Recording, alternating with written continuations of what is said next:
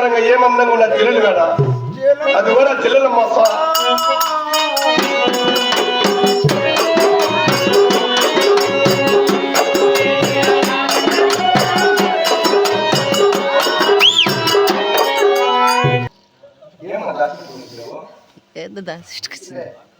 బాగున్నామన్నా? బాగున్నామ్మా. బాగుందా? అందరూ బాగున్నారు. మీరందరూ కూడా బాగున్నారు చెల్లెమ్మ. 7 మంది నీ కొడుకులు బాగుంటారా? బాగున్నారు. నీ 6 మంది కుమారులు బాగున్నారు చెల్లెమ్మ. నా బిడ్డ బాగున్నమ్మా. నా బిడ్డలు మంచిర్యాలన్నా బాగున్నా. నా 7 మంది కుమారులు కూడా చాలా బుద్ధిమంతులు, గుణవంతులు కదమ్మా. చేతుల్లో తరుగు తీస్తాడారు కొనసాగినప్పుడే చేతుల్లో చెరుకులు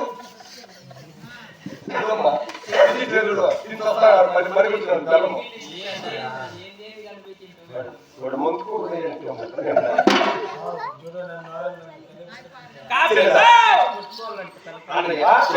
ఆయన నేడు దగ్గరికి వచ్చిన కారణమేమన్నయ్య?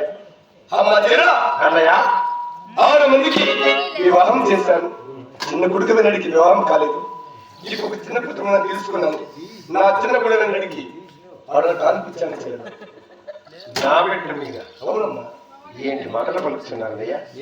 మీరు కొలిచేది శివమతము, మేము కొలిచేది హరిమతము. అవునమ్మా. హరిమతములకు శివమతములకు వైరము కలదు. బిడ్డను అనుకుంటే ధర్మము కాదు, ఈ ఊట న్యాయము కాదు. బంధువుల వచ్చావు, బయలుదేరి నీ ఓలుగొండకి వెళ్ళన్నయ్యా. అన్న రాక రాక నీ ఇంటికి నీ అన్న వస్తే బంధువులా వచ్చే ఇంటికి పంపడానికి అది మంచిది కాదమ్మా.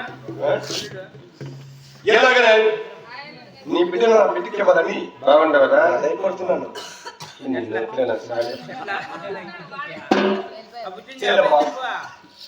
అయితే నా బిడ్డనే వాళ్ళంటే ఏమి కాసు వచ్చింది.